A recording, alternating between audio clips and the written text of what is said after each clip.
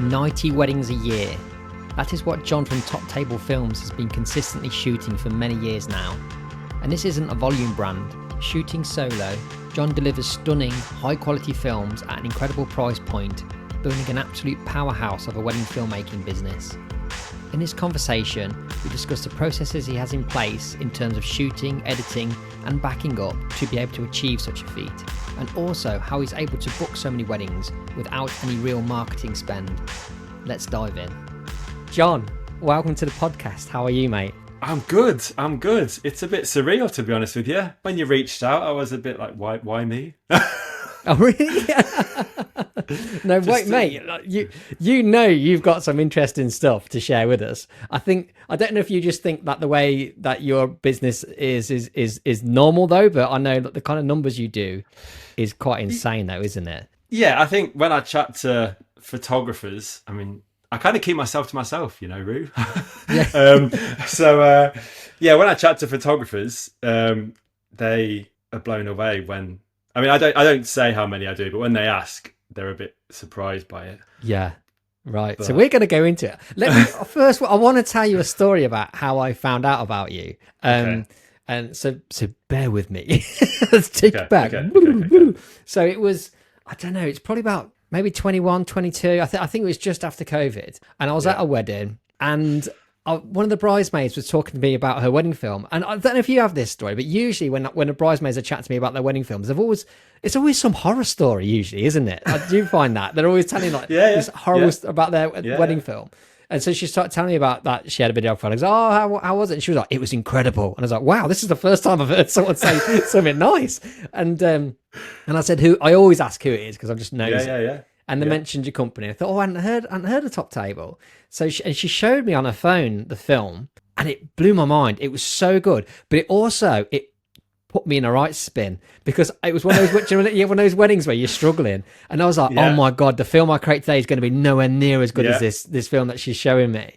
And then that's when I kind of like started following your work and following you, and then I soon discovered like the kind of volume that you do, but you do insane volume, but at the same time, your quality doesn't suffer at all. And similar to Matt Pike from PS Visuals, who we had on, you seem to be very much in that vein of big volume, but still keeping that kind of quality, which is phenomenal achievement. So I really want to break that down into how you do that. I want to know who it was. You probably can't say on this, but you'll have to tell me. I can't remember. I remember the couple whose wedding I was shooting, but I can't think who the bride was. But we'll work it out. We'll work out who it was. Probably off air though, because I don't want them to know that I was struggling on their wedding day. But so first of all, this is the question that everyone's going to want to know: how many weddings do you shoot each year on average? So since COVID, there's been like 90 plus. This year there's 105. Next year there's already like 70 odd in the diary. So. Wow. So ever since like 2021 kind of thing, you've been doing 90 plus a year. Yeah, I mean, even before COVID, I was doing like maybe 60, 70 a year. Yeah.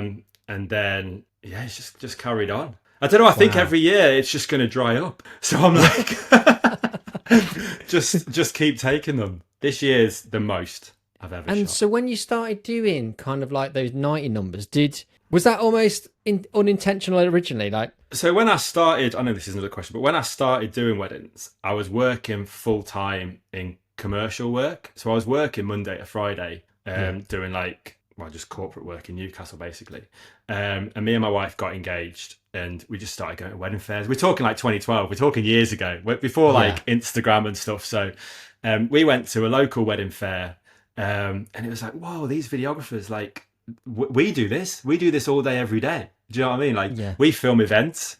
How hard can it be? Weddings are Saturdays. If I just do 10 a year, that'll help us renovate the house we had at the time. Basically, I started, and up until 2017, I did my full-time job Monday to Friday, and that was commercial work up and down the country. And then I was filming, like video, were you editing as well. Yeah. So I was like the creative director of the company. So filming, doing the interviews, working with the editors to like build it all. And then on a weekend, I was filming a wedding and then editing on an evening. Yeah. So, and then that 2017, I was working full time, and I think I shot like 37 weddings, and I was like, Wow.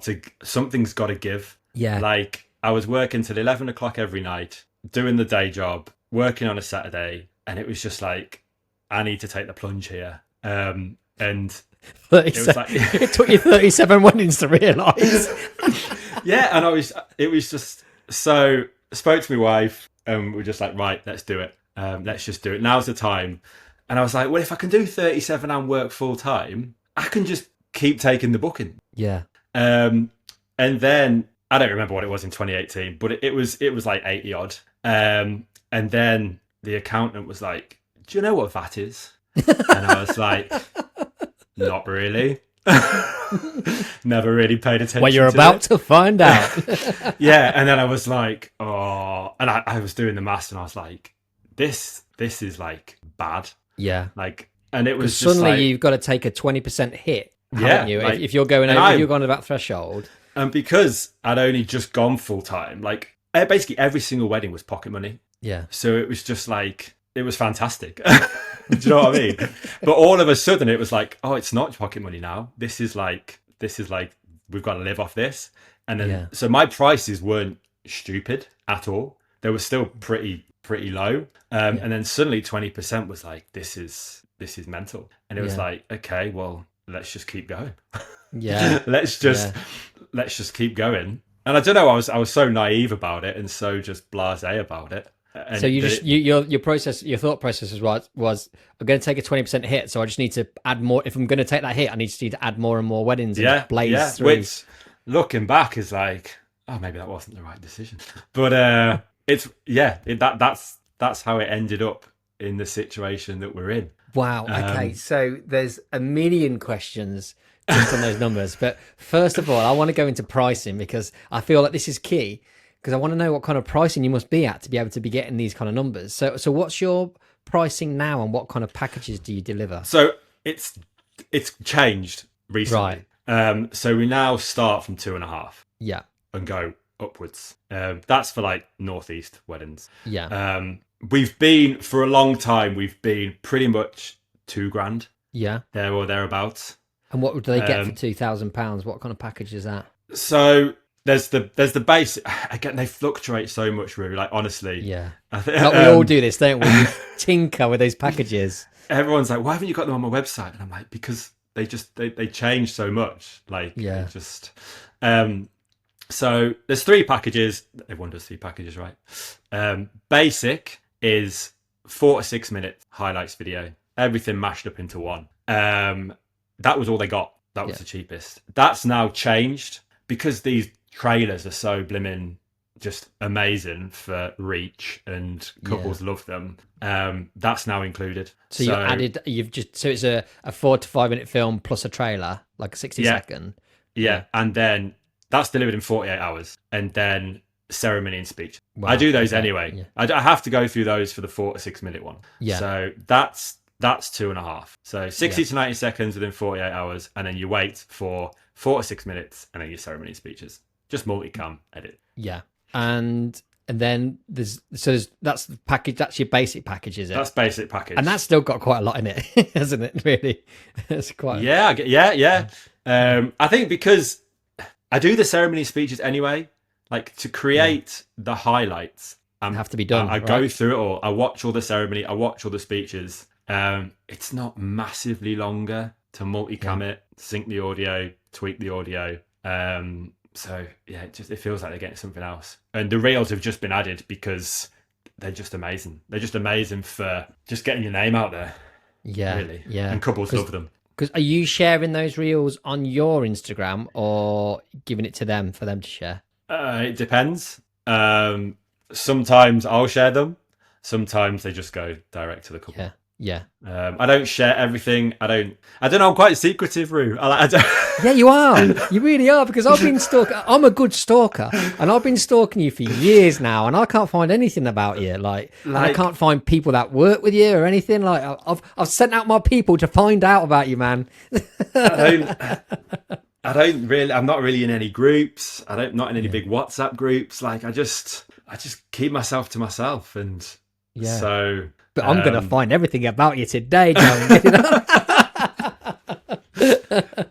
So yeah, I'm the same as you with the speeches and ceremony, because say I have to go through them anyway, so I include them, but I also include them because there'll be like readings from the ceremony that just won't fit in the film, but at least you're giving it to them. Otherwise, I've had it like before when I wasn't doing that, I'd get people asking, "Oh, can you put this reading in the film?" and it would ruin the film. Yeah. So like by giving them, they don't ask for extra stuff then, do they, from speeches and stuff if they've got them? Absolutely. I'll be honest, like before the price change, the basic was literally the 4 to 6 minute video. Yeah. So no one ever booked it, really. Yeah.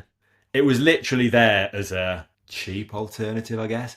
And basically, if someone came in and they're like, "Oh, well, your standard's too much, will you do a discount?" I'd be like, "No, like the basic package is in your budget."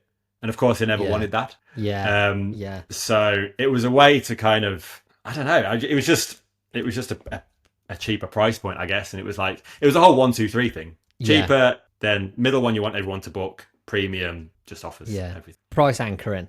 That's what That's they call the it, one. isn't it? But then also, I guess, like if you get them in on that basic package, you'll always be able to upgrade them. You can get the foot and door, can't you? And always upgrade them later. I mean, honestly, I would do like 1 or 2 highlight like basic packages a year. Yeah. Everyone will book the standard package. So standard package, that's your middle one. That's the middle one. What's that include? Again, it's just me. Both the basic and the standard are just me. Solo shooter. 3 hours before the ceremony, half an hour after the first dance. That's it. Standard package, you get reel, so trailer, 60 to 90-second trailer, your 4 to 6 minute highlights, and then I guess you guys call it the documentary edit, although there's a bit more that goes into it than just slapping a few shots together. But it's not just like, it is essentially every single good shot from the wedding day, almost in chronological order. So it's got like a highlights of the morning, like every good bridal prep shot, every good groom prep shot, all the location shots, guest arrival. That'll be like 4 to 5 minutes. Then you've got your ceremony in full. Then you've got your drinks reception. So again, 4 to 5 minutes. Confetti, loads of mingling. I'm all about I love mingling. I could just film people all day. A few couple shots, room decorations like the tables and stuff. That'll finish with people entering the room, like loads of cheering, napkin waving. Then you'd have your speeches in full. Then couples montage, evening guest arrival, cake cut. Then you have your first dance and then dancing. Yeah. So like literally, like so much is captured on a day that it's basically just getting rid of all the rubbish and then editing it to music. Yeah. And I've like, it's not. It sounds like it's not very common for people to do this. Like normally they give like a 4 to 5 minute edit and then a 20-minute edit. Yeah, or like 10 to 15 or something like that. Yeah. Yeah, and I'm fortunate that I bump into quite a lot of previous couples at weddings just because I'm recommended.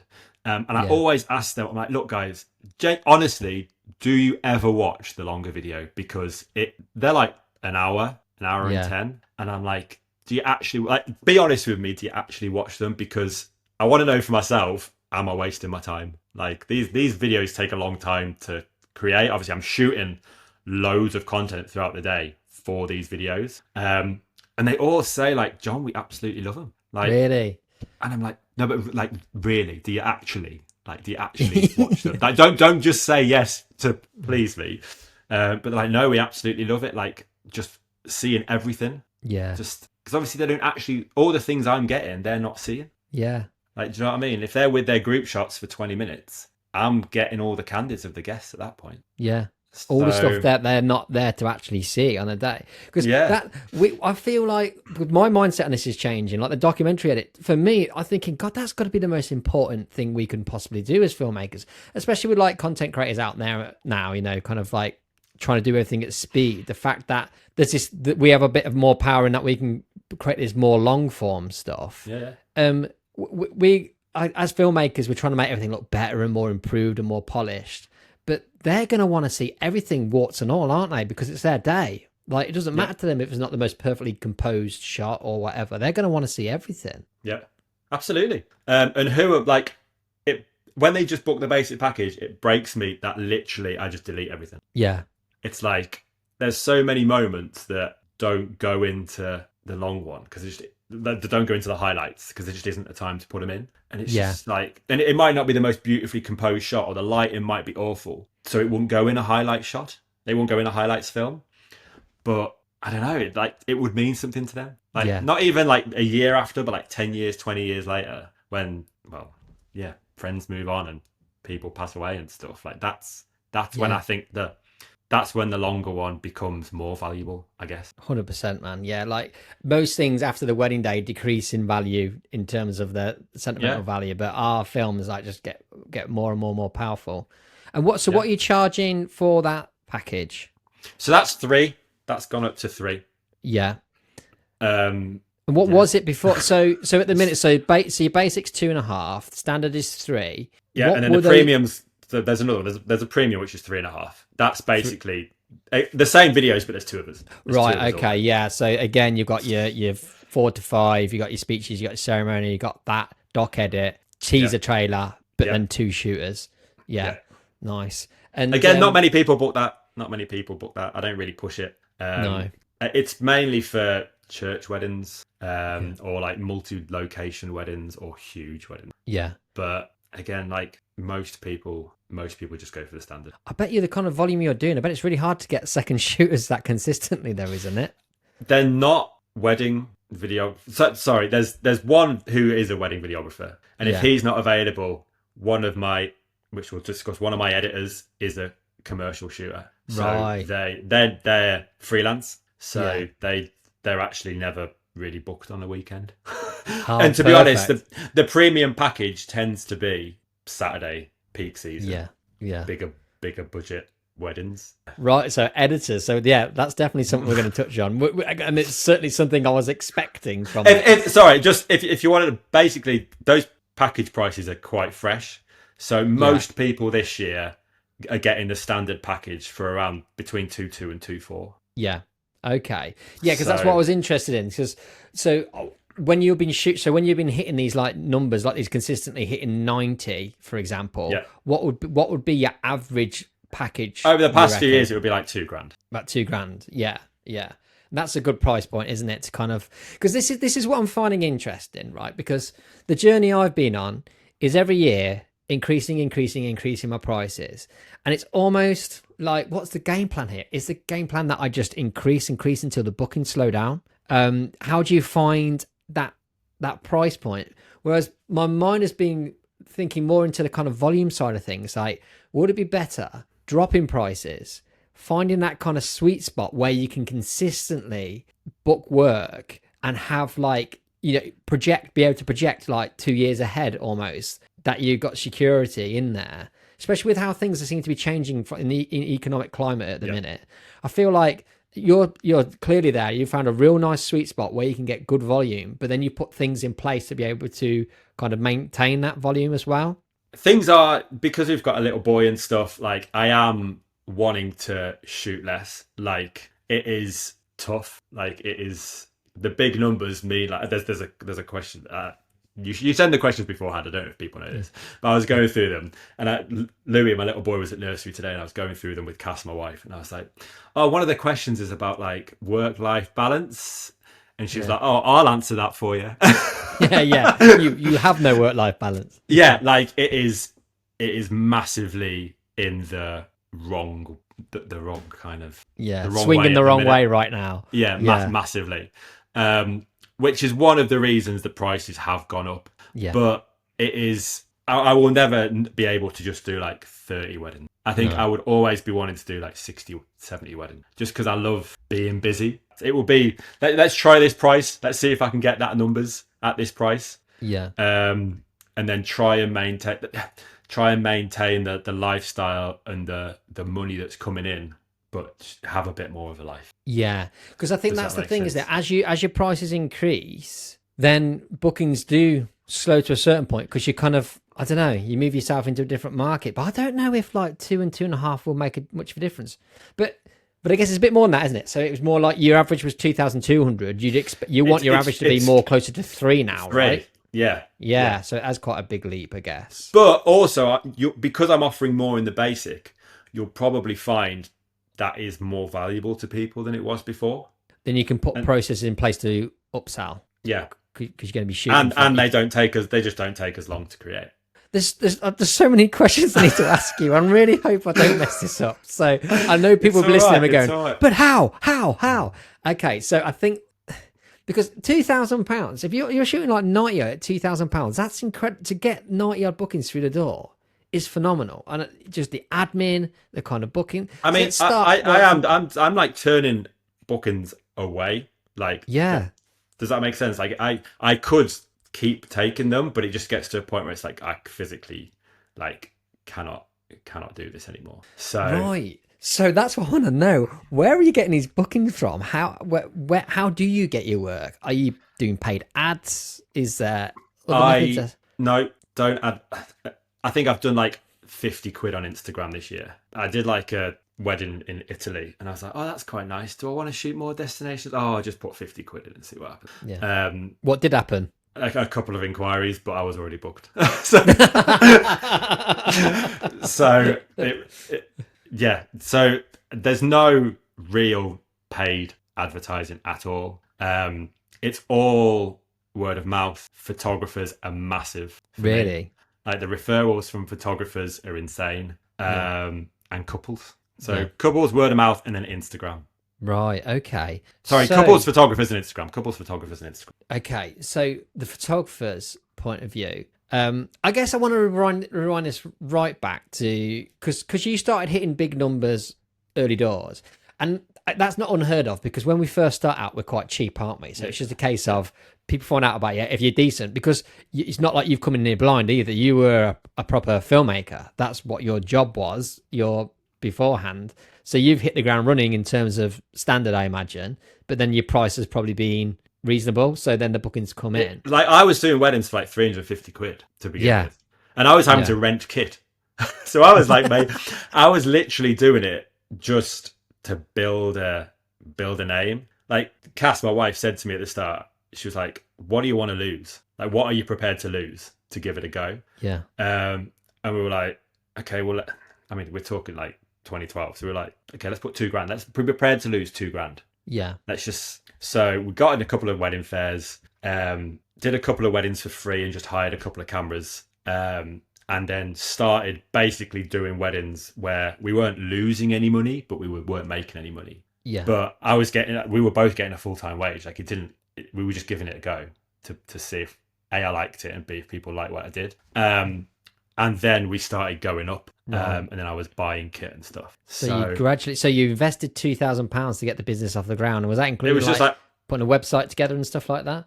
Yeah, that was just like me. I'm like, what was it, like 1-on-1 at the time? You know, it was just a template. It was just like a 1-on-1 template, and I was all over Twitter, like just when you look back, you're like, oh my god, it's so embarrassing. But hey, it worked. But it worked. It worked. So, and what do you think your pricing kind of journey was from there on, like year on year? How long did it take you to get to that kind of 2,000 price point, which was years. Like years. Was it? Yeah. Like I stuck around £1,000 for ages. Then I was like, oh my god, going up to 1,500. Whoa, that's massive.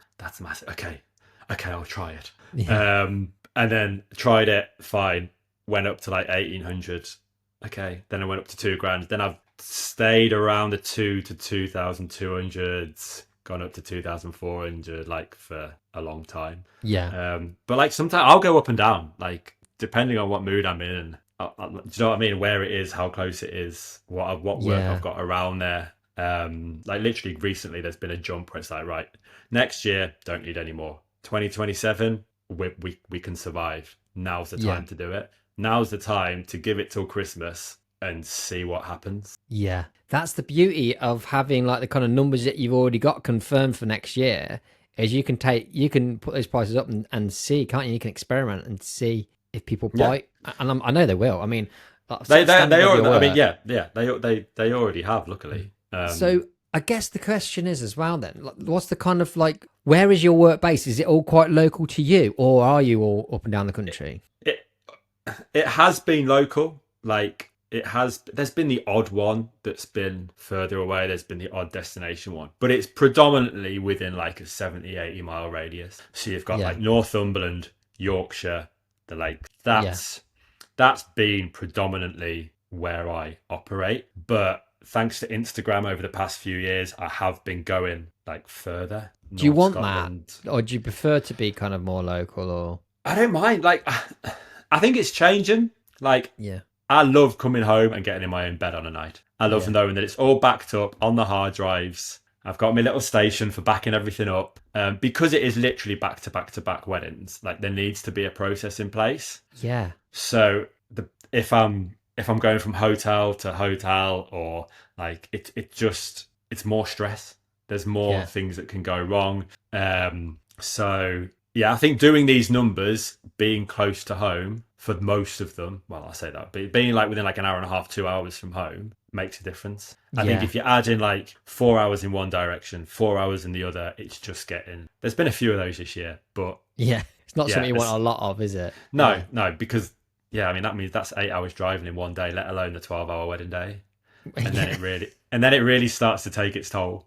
Yeah, absolutely. So most of them are, as I say, within like 70 miles. And I live in the northeast, so you can like literally you can get there in an hour. Like you can get there in an hour and a half. But that's what I find fascinating about you as well. That the fact that you're stuck up at the top of the country.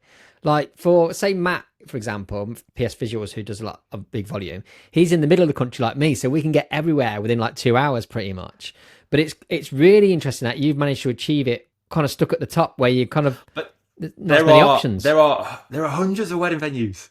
Yeah. Like hundreds. Like there's a little like outside of Alnwick, there's like a 5 mile radius. You must have about 10 wedding venues. Really. So But it's all different. But it depends on your price point, doesn't it? Because there's only certain. I've found myself like there's certain venues I used to go to a lot where I don't go to them at all anymore because I've almost priced myself out of them. So it kind of I feel like there's a pricing. You can almost draw a map of the country, which would be really interesting to see the pricing range of videographers that can hit these certain venues. I am definitely going more south. I used to be up the A1 past Newcastle into Northumberland like all the time. Now I am more moving south. Not As your necessarily prices have gone up.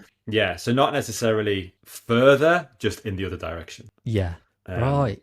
That's interesting. That makes sense as well. And I found myself doing that as well. I'm like, found myself underneath the M25, like going round the bump. Yeah. It's kind of guys. Okay. But then couples are coming the other way. So I shoot Middleton Lodge. You've probably heard of it. Stunning venue. That is like my second home this year. How many times are you there this year? I think it would be about 20 times this year.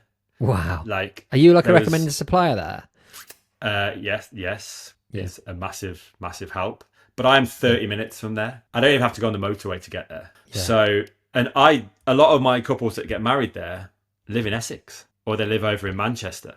Really? And they're like, Essex. we felt, and I'm like, I always ask, so what's the connection? Like if I see their address on the contract is down south, and then I chat to them and they've not got a Newcastle accent, I'm like, oh, so what's the connection to the venue? And if it's Middleton Lodge and they're from down south, it's like, we fell in love with it, number one, and compared to the prices down south, it is what you get is amazing. Right. Yeah. So it's almost like couples are actually traveling their whole wedding party up here because of the price. Right. Yeah, that's interesting. And then do you reckon suppliers follow suit? Do you reckon suppliers get cheaper as we go more north? Or the northeast ones that are expensive have to go south. Yeah, and that's true. They do, don't they? Like, so Richard Lang, for example, I think he does a lot down in like London kind of way. And a lot of photographers have to go to London.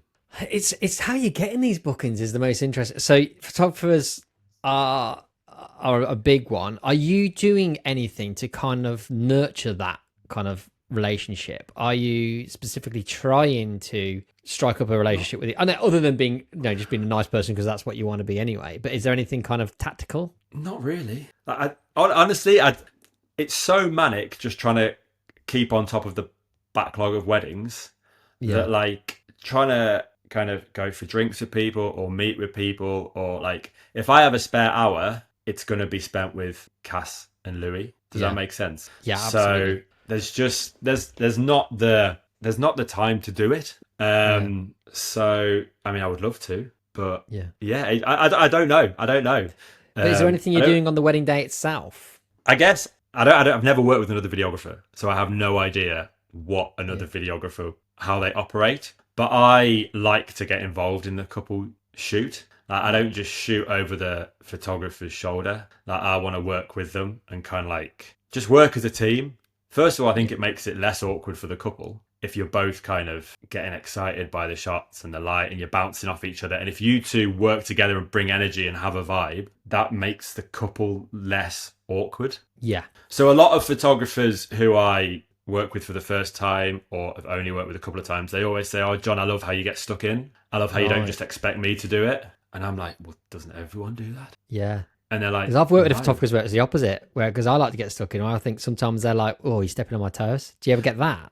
Yeah, well, that's what I worry. So I start pretty quiet on a morning. Yeah. Like, I'll come in, I'll say hello. I keep it quite like just chilled. Like, I don't say a lot. I think that's just, maybe it's because I'm waking up and the coffee's not kicked in yet. It doesn't need so many people. There's enough pressure and stress on the morning of a wedding that you don't need a videographer chirping up and getting stuck in, and the photographer's doing enough. And if they're a decent photographer, they're like, the couple will be in the nice light. Yeah. I feel like I just sit back and just capture it. I think people are quite nervous about a video camera. Like, they'll say things and they're like, oh my God, that's recording sound, isn't it? I'm like, yeah, don't worry though. It's not going anywhere. I think they're really like, I don't know what it is, but I think they're wary about a videographer a bit more than a photographer at the start. So I always just quite chill, just float about, get natural stuff, come in and out the room. If there's nothing happening, I'll disappear.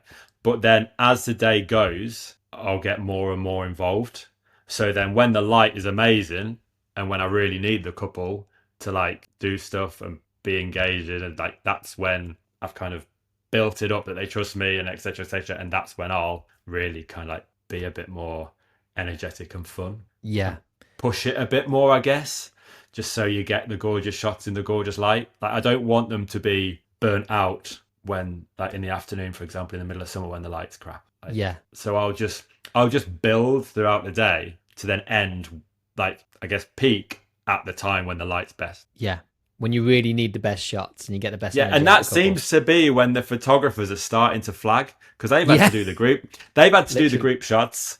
Like, they've had to do all the, like, arranging of all the, like, the guests and everything. And I don't know, I just float about and get candids. And then they start to flag and they're like, oh, I just need to wait for the first dance now. And I'm like, so I'll then, like, step it up. Yeah. And I don't know, they seem to, the photographers who say it seem to like that. It helps them. It means it's not all on them. Yeah. Again, I said I've never worked with another videographer, so I've got no idea what they do. But from what photographers say, it seems to be that a lot just shoot over the shoulder. Right, really, yeah. I think, because I'm the same as you, but I think it's because I was a photographer originally. So it's almost like, it was almost impossible for me to become this person that fades into the background all of a sudden. Yeah. But then I was always wary of, there's been certain times where I'm thinking, bloody hell, am I taking over here? But you know, especially golden hour, I'm the same as you. I get insanely excited and I almost forget myself. Like the first portrait session, I'm like, let the photographer do their thing, get their shots. Yeah. Comes to golden hour, I'm almost like, forget they're there. Absolutely. Absolutely. Absolutely. And that, like, I have to edit those bits with the sound off because I'm just like, I can't hear myself. Like honestly, like, John, what are you saying? Like, why did that even come out your mouth? And sometimes, like, one of the editors who I'm really good friends with, she'll like send me clips and she's like, John, what are you doing? I'm just like, I don't want to hear it. I don't want to hear it. Please. But I think, like, cringe. Couples aren't used to cameras and they're not used to being videoed and photoed. And I think the more energy you can put in at the times that you really need it from the couple, like, just save it for pockets, in the day. Don't exhaust them too soon. 100%. I always get nervous when I'm with a photographer that's constantly wanting to do portrait sessions throughout the day. I'm thinking, no, wait, don't use it now. Get some safeties in the bag before meal, but then after that, save it for that gorgeous light. Otherwise, they're going to be like, say no when you need them. Oh, yeah, it's terrifying, isn't it? Yeah.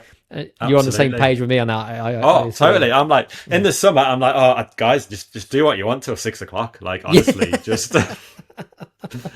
do what you want. And then at 6 o'clock after that meal, boom, let's go.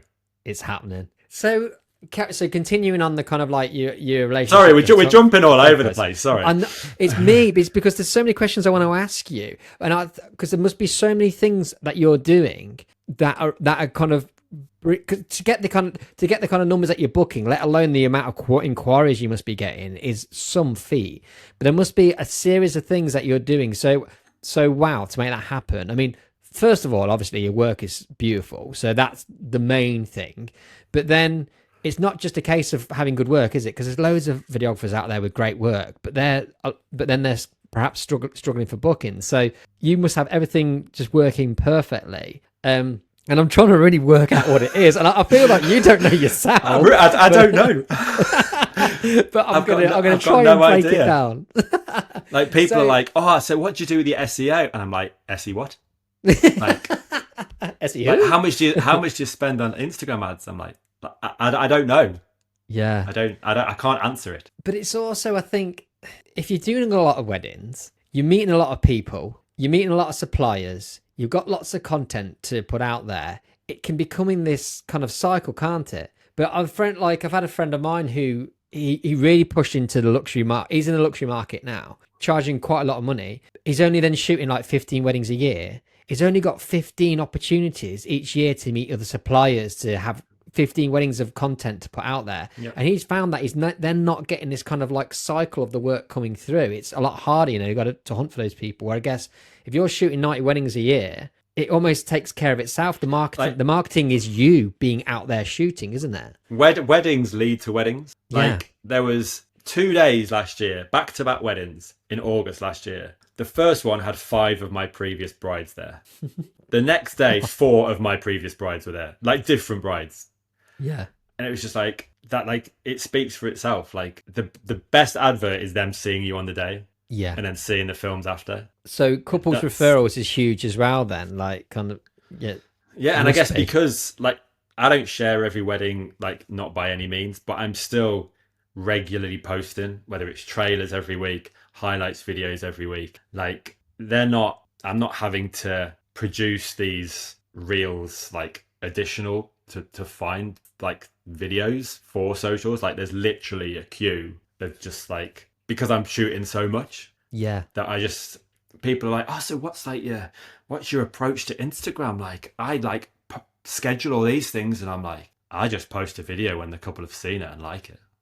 yeah Like yeah, there's no thought process to it, which is probably a really bad thing. Like imagine what I could do if there was actually a thought process to it.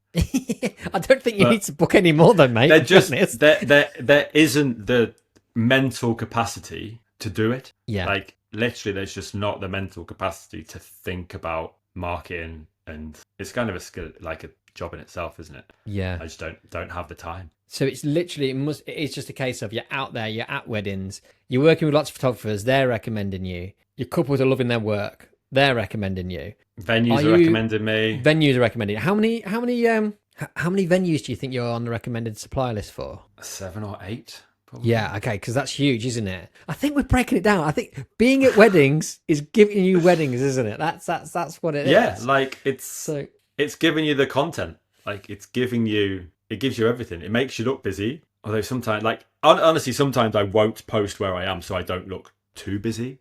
Like I'm really worried that I don't want like couples to think, oh my god, like he's literally like every day. Yeah, like they want to feel special, don't they? Yeah, I never walk in on a morning and talk about like previous weddings or what I've been up to that week or where I've been that week.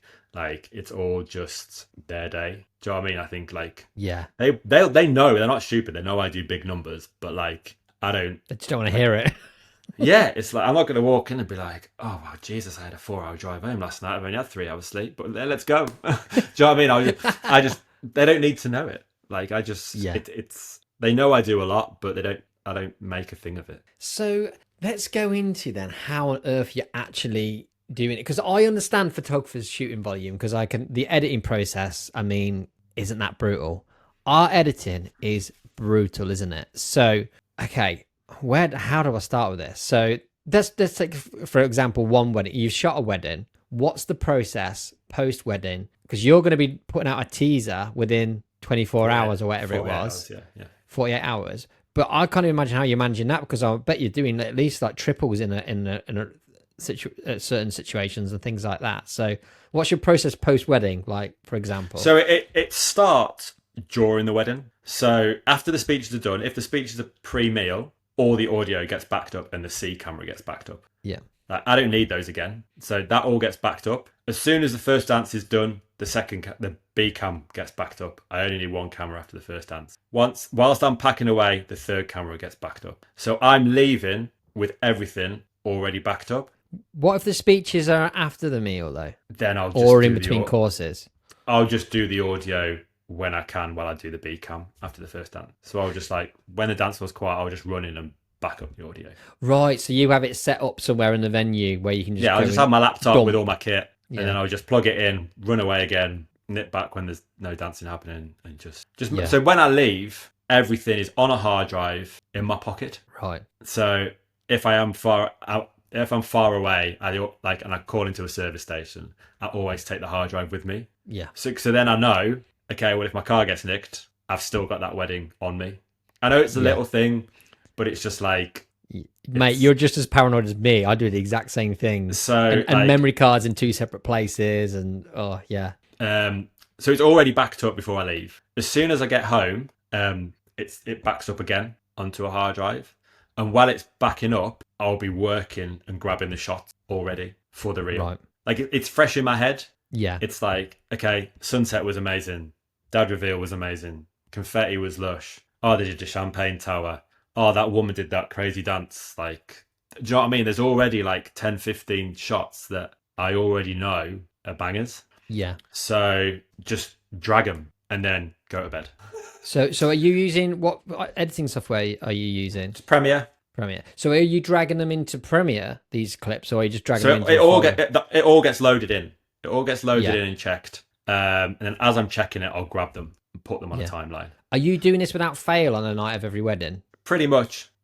Yeah. Because it's backing up. Like, I'm just sat there with a cup of tea. Like, I might as well. Just while it's fresh in my head. And then I'll get up the next morning and I don't know, I always have a routine that I have to check the footage again. Check it's all backed up, the amount of times it needs to be backed up. So I'll find some music and I'll 99 times out of 100, that'll be pretty much done, that reel then.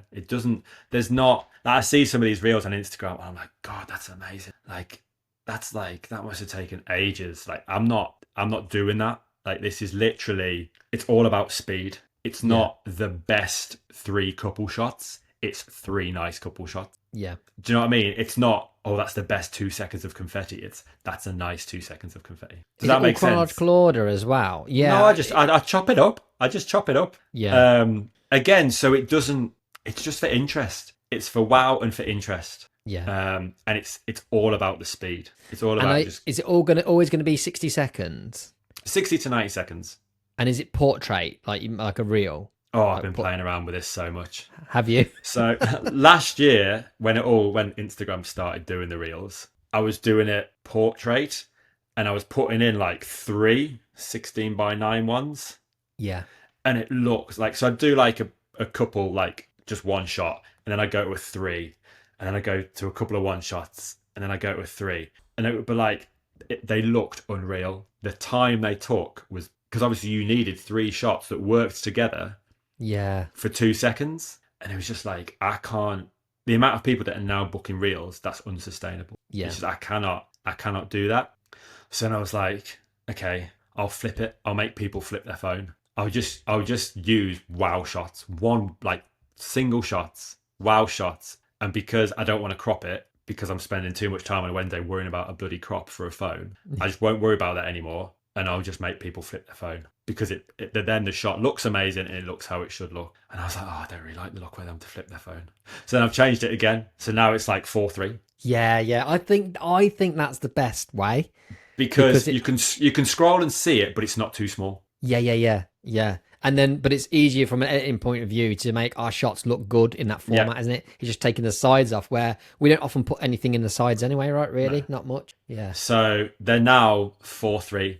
My highlights on Instagram are still 69. They're like the 4 to 6 minute ones. I still just keep them. They don't ever do as well on Instagram, but I think it's so important to share them, because to me, they're still the most important video. They're still there. They're still the one which tells the whole story, and like, you can just relive the whole day. Whereas the 60 to 90 seconds, it's speed, it's wow, it's grab the attention. So that the 4:3 seems to work for that. It can be edited quicker than the one where you have to put in 3 in, and it still looks nice. And also, like, because I think when you're doing like 3 shots, you're like, well, that's 3 shots gone then. Whereas that could have been a sequence of 3.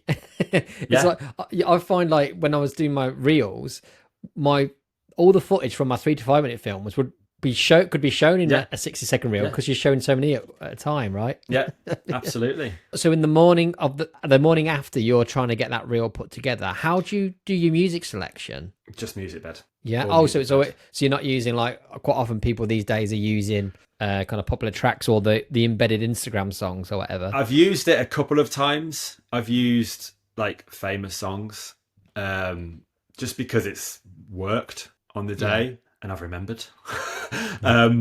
But just Musicbed. It's easy. They're easy to crop, like to chop up and make them fit so that they don't just fade at a random point. Like, I'll always try and chop it so that the end of the song is the end of the reel.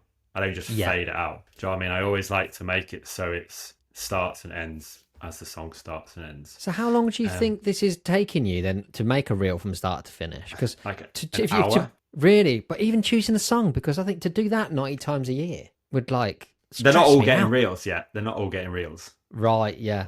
This year, not. Even some of the standard packages didn't have reels. If they were booked before Instagram made reel, like, trailers a big thing, they haven't got it. Right, okay. They can upgrade, but most of them don't. So there's probably only 50% of weddings this year that require it. Right, okay. But it's going to be a hell of a workflow, isn't it? So when you're posting it, are you making sure you're tagging suppliers and stuff like that? Collab with the couple and tag the suppliers. Yeah, and then because like I won't post it that morning. I'll probably check it again like during the meal of the next wedding. Yeah. Or if I'm not shooting a wedding, I'll check it like again later that day, just with fresh eyes, and then I'll post it. There's no point in posting it at 5 a.m. in the morning or 6 a.m. in the morning. Yeah. Do you send it to the couple first, or do you set one? Normally, I just straight on Instagram and collab. Yeah. And then I'll send it over to them and they can download it. Yeah. Or sometimes I'll just send it to them. Yeah.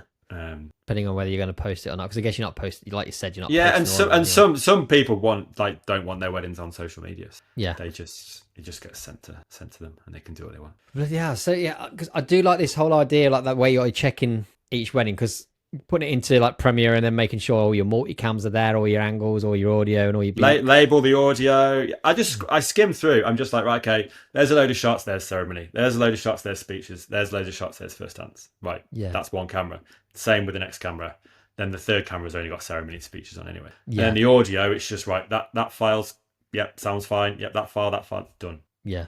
And then you got peace of mind then, and then you can just crack on to the next wedding, because that's what back it up and So this year for me, even though I think I'm doing 33 now, which is my normal number, which is obviously nowhere near yours, but they've all been so condensed, where I've been doing like triples and doubles, and then it'll be like a double, a day gap, and then another double, and it's keeping on top of, like, because I've got this kind of, I feel like once I've shot a wedding and I shoot another one, my memory has been completely erased of the previous wedding.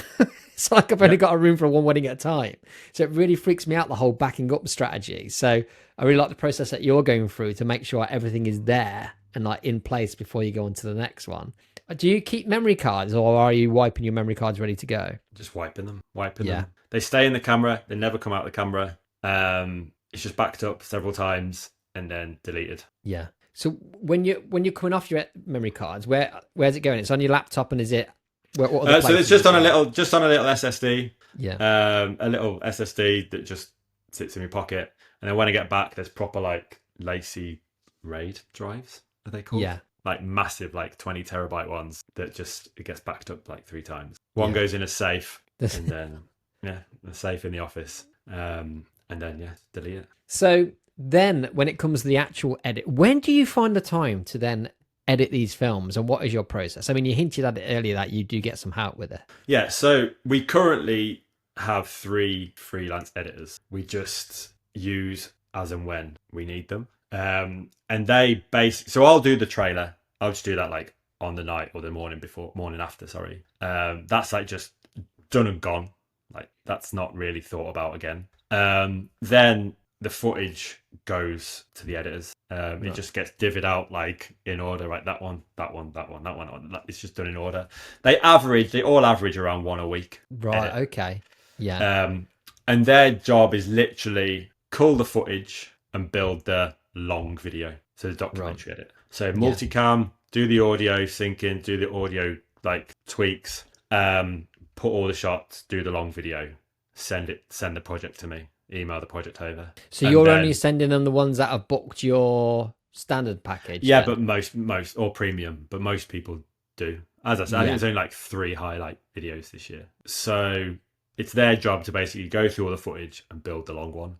They send me the project back. I reconnect the footage. I then create the highlights video from their full video, and then I will tweak, check, color grade the full one and send them up. So how many days of work is it for you once you get it back from the editors? If I put in a long day, I could do what I need to do in a day. Really? Have you ever done, do you do that often, or one day? No, because we have a 2-year-old who doesn't really sleep. So and because I meet with every couple, like I have a Zoom call with every couple, like my evenings are normally 1 or 2 Zoom calls. Yeah. So I'm pretty much finding I can do 1 highlights a day, and then so I can do 2 films in 3 days. Yeah. Basically. Sometimes I can do 3 films in 4 days. So I can do a highlights every day, and then the last, like, say if I had 4 days off, like not without a wedding, I'd do 3 highlights in a row, so 3 days, and the final day I'd do those 3 full videos. Check them, tweak them, grade them, watch them, polish them, send them. Wow, I mean that's pretty intense, isn't it? I mean you're not going to have any spare time really. I mean, especially when it comes around to like kind of the summer months, you're going to be either taking client calls and editing right throughout the day, so you don't get much time to do anything else, I guess. No, it's pretty intense. Yeah, and like the whole having editors thing is brilliant, but I imagine that is not an easy process to go through. So did you say there's 3 of them that you've got working with you regularly? Yeah, currently. How did you find them, and what was the process of getting them up to speed with how you like to edit? So one of them I went to uni with. She is an editor. She does it for pocket money. Yeah. Quite a lot of pocket money from you, mate, I bet. Yeah, she does all right. She does all right. Then there's the second one who I just know through commercial work. Again, I bring him in to second shoot for me when needed as well. And then the third one, again, he's just a commercial editor that I know from back in the day when I used to do commercial work. So they don't do weddings. They don't want to do weddings. So they just do one a week. Yeah, it's a great couple. So it's good for them. It's good for you. It's a great situation. Did you train them up, or did you just give them free reign? So they're not complicated edits. They're not. Yeah. I'm not asking them to create highlights, build stories, do stuff like that. It's literally get rid of the bad shots, get rid of the crap at the start and end of each clip, build the full film. Like they're not having to build this big story. Yeah, because all the speeches and ceremony are in their own section, aren't they? It's not like you're intertwining B-roll with it, are you? That's what I'm doing in the highlights film. So I literally sent them a few examples, and then it's all like, obviously every wedding has its like quirks and bits are different, but the approach is exactly the same. It's one of the reasons I can maintain the level of consistency, is that I know exactly what I need. I know what I need to get from a day, so that the couple are going to get what they're expecting. Yeah. And then once I've got that, then we can be more fun, more creative. We can try new things if the couple are up for that. But I know what I need to capture that day to deliver what they're expecting and to keep them happy.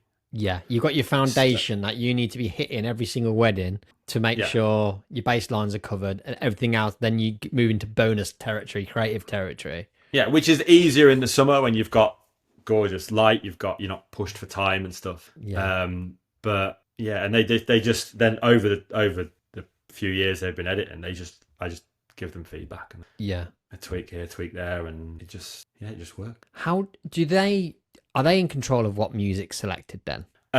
So the couple pick the music for the longer video. Oh man, I mean that's the thing, isn't it? Like that takes a big weight of time off there if they're choosing it. So is it kind of like standard music, like popular music, rather than Musicbed stuff. Yeah. It doesn't go anywhere, this video. Like sometimes I'll use Musicbed music if they want that. But obviously they're using like their first dance. They're using walking down the aisle and stuff. And so they pick all the music, and I just send that over in a folder. And how do you tell them how many songs they need to pick, basically? Because so I'm like, we need like 6 to 8 tracks. Right. 6 to 8 tracks. And then that's more than enough to do the edits with. Yeah. Plus it means that they're not going to be coming back saying, well, I don't really like this song. Again, it's limiting the comeback, if that makes sense. Like they could, like, I choose the highlights video film, the music. I'll choose that. So occasionally the couple will be like, can I change it? But the full video, it's the music's picked by them. Because that's the last thing you need in your workflow is people wanting changes to an old video, whatever, because like you need to be on to the next 3 or 4 or whatever's sat there, don't you? Yeah. But even when it comes to the highlight film though, picking the music for that, like, do you have some like kind of a database of certain ones you know are going to work for weddings that you can call upon if need be, or are you always looking for something original? I try to use original. Yeah. But it's getting harder and harder just because of the volume we do. Because you've completed it by now. Yeah. You've completed Musicbed. And I've tried other music libraries, and I should probably try them again because it's been a couple of years, but Musicbed just stands out by a mile for me. Yeah. But they all follow a similar pattern, these songs. So Musicbed, like, I'm not sponsored by them or anything, but literally, like, once you click on one song, there's dozens that are similar, like, beneath it. So I just keep just listen, and quite quickly I'll know if it's going to work or not. And if I'm struggling after like 20 minutes, I'm just like, right, do you know what? We'll just scroll down the ones I've licensed, and I'll listen to a few from a way back. Yeah. I won't use one that I've used recently, and I'll see if any of those work, and then use one of those. 20 minutes is a good timeline, because I've found myself like I've almost a day before looking for a song, and it's like it's almost like that situation. Do you know when you need to get up early in the morning and you're going to bed late and thinking, right, I need to get to sleep quick so I can sleep, but because you're thinking about it, you can't sleep. I find like I get myself in that situation trying to find music. I need to find a song quick, and I just can't do it. But I think it's because I don't have the time to spend on it. So it's almost like, I guess it's all kind of subconscious. It's like, I need to get this highlights done. So that music's great. That'll fit. That'll work a treat. I've already gone through the footage. I already know what sound bites I'm going to use. I already know the feel of the day. That song will work. Great. Sometimes I get the edit and I'm like, I am going to have to change this song. It's not working. It's just not working. And then I'll just try again. But 9 times out of 10, because they all follow a similar pattern, I want them to have builds in them, and then I can just chop it up so the builds fit where I want them to fit, and then bring it down again where I need to bring it down. So do you find yourself doing that then, like Frankensteining some songs to make it work? Every wedding video, I'll chop the song up to make it fit with the crescendos in the day, I guess. So I guess that's quite an interesting thing to go into. There's lots of stuff on my quick list of questions I want to ask you, but I'm just going where my mind's taken us here, because the fact that you're able to turn these around at speed, but also doing creative stuff with the music. Where do you start with your edit then? So you've got this like documentary edit comes back to you, you're then going to have to work on the highlight film. What's your first steps? Watch their video. So watch the editor's video and basically pick out so they give me the timeline, and I just lift up every clip I want. And then, so I end up with every clip and every soundbite, and then I just compress it on a timeline. So then it's chronological. So let's say the video's an hour that they send me. I probably then end up with 20 minutes of footage and sound bites that work. I'll then find the music, drag the music in, and then build the story. So I don't even look at the visuals at this point. I'll literally build the narrative. So, okay, that's a nice sound bite. That can go first.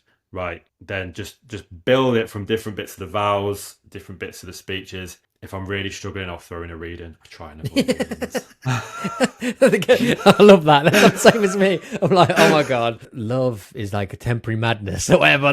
Yes. Oh, what's the one last year by that Whitney woman? Like the fire. The river, fire and the river meets the sea. Yeah. So I just, yeah, I try wherever possible to not use read-ins, or I might use it at the very, very end, like a little sum up. But ideally for me, groom speech, father of the bride speech, bride speech if there is one, and then vows. Best And man, then, not make it in there often. not really. Yeah. Sometimes, but they have to be. It has to be good. Like my films are romantic. Like they're soppy, I guess. They're not upbeat. They're not energetic. They're soppy. They're slow. They're romantic, I guess. Like I don't want a best man talking about a story. Do you know what I mean? Yeah. Yeah. So sometimes they might finish off with a nice sentence, but I just double speed the best man speech. Yeah. It's Yeah. very rare that they. No offense. They're funny, but they're not going to fit. They're not No, going to fit. it's good for the experience on the day, but not necessarily for a They're not going to fit with my type of film. Yeah. So it's predominantly groom, vows, and then father of the bride. Yeah. So I'll then build that narrative, and then I will lay the pictures over the top. It's the same process as me, I guess. But then, like, kind of, how are you making those decisions to chop up the music, though? What kind of inspires you to do that? Just where it fits with the story. So the films follow a pretty they follow a simple structure, really. There's intro, couple shots, which has couple shots, venue shots, and an opening paragraph or whatever that's been spoken. Then it's pretty much chronological from that point on. So I kind of already know what sort of points, what sort of minute and time frames I need to be hitting the first kiss, for example, or I need to be hitting the first dance. And then it's just tweaking it and making it all fit to do that. So kind of if you've got like a where it drops down maybe like 3/4 of the way through, you're thinking, well, I want that for the ceremony or something. So you'd bring that a little bit sooner, perhaps. And or like I want that for when he gets really soppy later on, when we go back to the couple shots before the crescendo for the dancing. So it's like, right, okay, well, I'll just drop it down again to the slow bit, and then it booms back up as they enter the room, loads of dancing, and then slow it down and might finish with a reading at the end, or finish with this has been the best day of my life, I love you forever, or whatever. Do you think that makes it easier for your music selection then, knowing that you can, if need be, chop this up? So you're looking, as long as it's got a bit of a drop, it's got a rise. I think you think, I can work with this, I can make this work no matter what. It needs to be start quite slow, have a big crescendo, and have a middle bit that's a bit slow and quiet and peaceful. And I will then chop that up and loop it where I need to loop it to fit with what's being said. But I'll also chop up what's being said a lot. Like I'll take like 6 sentences and turn it into one. Yeah, I've done that a lot, because some people, because you know what they're trying to say, but they don't get the words out properly. So then you have to do it for them in post. Is that what the situation? Yeah. Oh, absolutely. It's like, mate, I'll tell your 5-minute story in 2 minutes. Don't you worry.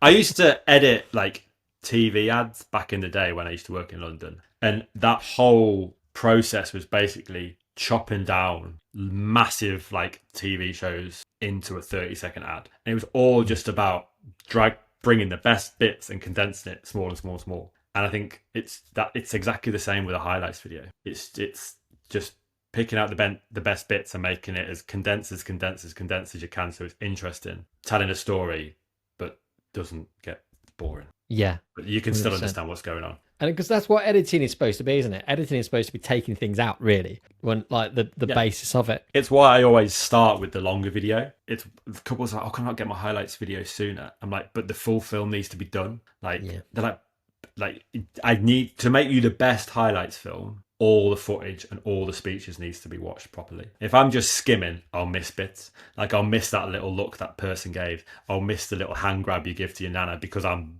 zooming past at double speed. And they're the little bits that they'll remember. Hi, it's Rue here. Just interrupting the podcast to tell you about the Coda membership. The Coda membership is for filmmakers who want to level up their work and join a supportive community. You get access to an ever-growing library of online masterclasses from some of the UK's best filmmakers. We currently have Lawson Films showing us how to master capturing speeches, Philip White breaking down how he manages to film details in his incredible style, Christopher Janes talking you through how to build impactful film scores, and PS Visuals breaking down the Instagram ads technique that got him 1,000 inquiries and 120 bookings in a single year. On top of that, you'll also get free entry to our Coda workshops, which are taking place up and down the country. These are hands-on days where we share, critique, and improve our work together. You get online access to all future Coda conference talks, and if you've been unable to get tickets to our sellout conferences, with a membership you now get first dibs. And in fact, if you sign up now, you can grab your ticket to our 2026 conference straight away, weeks before anyone else. So come and join us, so together we can learn, grow, and connect. Visit coda-conference.com to find out more. What is your delivery time on your films? I know like your teasers within 48 hours, whatever, but then what's the rest? So peak season, you're looking around 4 months, a little That's bit longer. not bad at all. So at the minute the editors are working on end of June. Yeah. I'm delivering mid to late May. And for context, we're just got into September at the minute, haven't we? So that's what's 3.5. But there is literally 12, 13 weddings waiting for me to edit. Right. Okay. So literally, I can just go bang, bang, bang, bang, bang, bang, bang. Yeah. And now the shooting is. I mean, I say the shooting's easy. I've got 4 in a row, but like, it is easing off, which means I'll be able to start really like smashing through the edit. And I think these teasers really help couples because they've got something. Yeah, they know there's no fear that you didn't you know your cameras have failed, your memory cards have been wiped or whatever. They know that you've got something and they've got something that kind of eases their mind. Yeah. It's longer than I would want it to be, really, but there's just no way to make it quicker without massively reducing the quality of the work. Yeah, mate, like, I mean, I'm only shooting 33 and I'm on 15 weeks. So I think you're fine. I think I'm supposed to be 12 weeks just for context, but I'm just, it's been a weird year for me, like in terms of everything that's been going on and stuff. So yeah, I think 12 weeks is more than reasonable. I honestly, everyone has different life like circumstances and stuff. Do you know what I mean? Yeah. That means that they can't just edit as much as I'm able to do. So I guess. What are your work when you're not shooting? What are your working hours? When do you start? When do you get the computer fired up?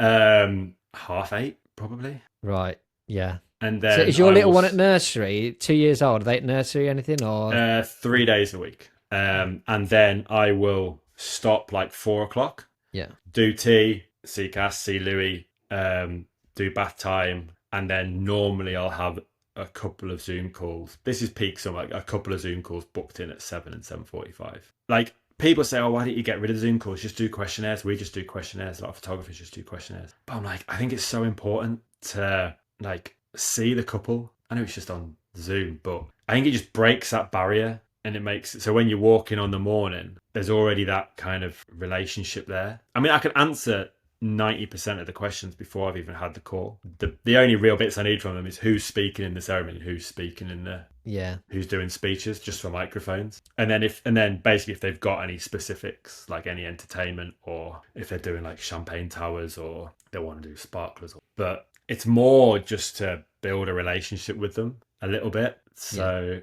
and it's just easier. The call only takes like half an hour most of the time, and I think it just helps. But it is like when there's 100 couples to have like Zoom calls with, and I try and do it a month before. So like it's like 50 hours. So I'm like there was 18 weddings in June, 18 weddings in July, 18 weddings in August. Like so, obviously I'm trying to fit in 18 July meetings in June when I'm already shooting 18 days. How'd you do that? Just like, are you at the wedding? You on a dance floor taking a Zoom call?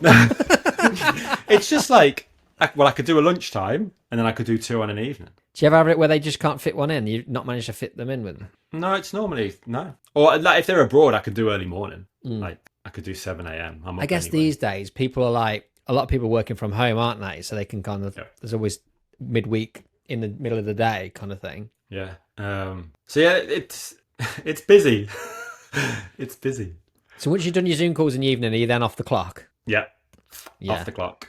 So it's between the hours of like kind of almost 9 and 4 where you're trying to get your majority of your 9 and 4. I can do a highlights video. I can do admin. Yeah. Couple of Zoom calls after dinner. Like once Louis in bed. And then an hour or so with Cass to just watch some shite on telly. Yeah. And just. So what is Cass's thoughts on this, on how much you work and like, because originally because your life has changed dramatically in 2 years, right? Since Louis arrived. Yeah. So before that, was the plan, was Cass part of the business? Because on your website, it says that it's the two of you. Yeah. So Cass is a director of the business. Yeah.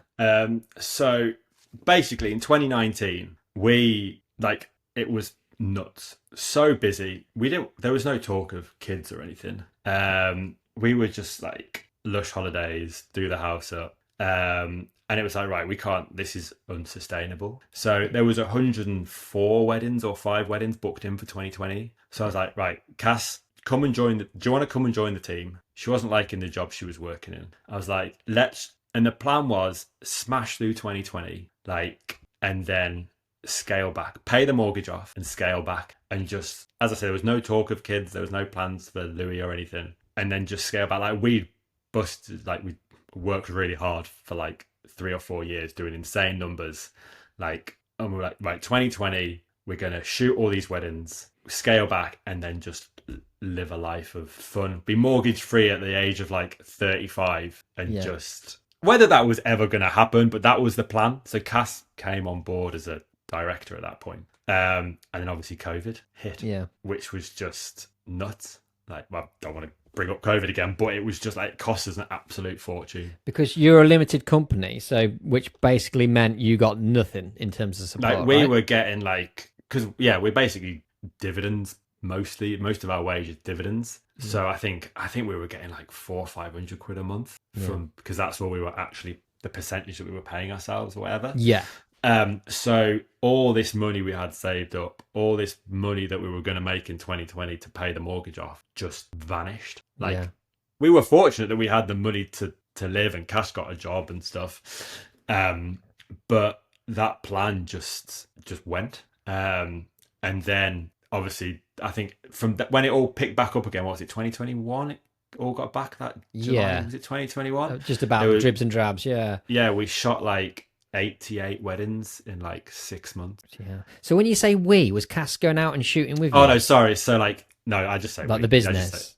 Yeah. So but then she was enjoying her job that she got during COVID. So she to try and bring some money back as well, she kept that job on. But during COVID, we discussed because we had so many months of just sitting at home, we were like, right, we're not getting any younger. Do we want to start a family? And then, well, the rest is history. Louis here, but the numbers I don't know whether it's because I was so much was lost during COVID financially that I've been trying to get that back in some sort of weird way, but it's impossible. Yeah, you've just got to deal with the fact that money's just, it's like a gambler always trying to get their winnings back, but that isn't it? They just get deeper and deeper. It just doesn't work, because I just think you just get taxed even more, and I need more editors, and it's just it just gets to a point. It gets to a point where you're working harder, but for no real benefit, because it's just getting lost. And I think Cass has been saying it's tough on Cass. It is hard, because there were sometimes I'm if I've done 8 in a row, the next day I'm exhausted, but I've just got to keep working because it just needs to clear. God, this sounds really morbid, doesn't it? This isn't meant to be morbid. No, but this is the reality of it, isn't it? Because there is no easy way around doing these numbers, because I'm finding myself in that position at the minute where it's shooting. When I'm not shooting, I need to be editing.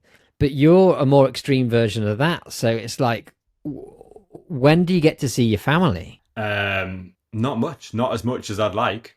But that is one of the reasons why next year there's less. Prices have gone up. 2027, there's going to be less.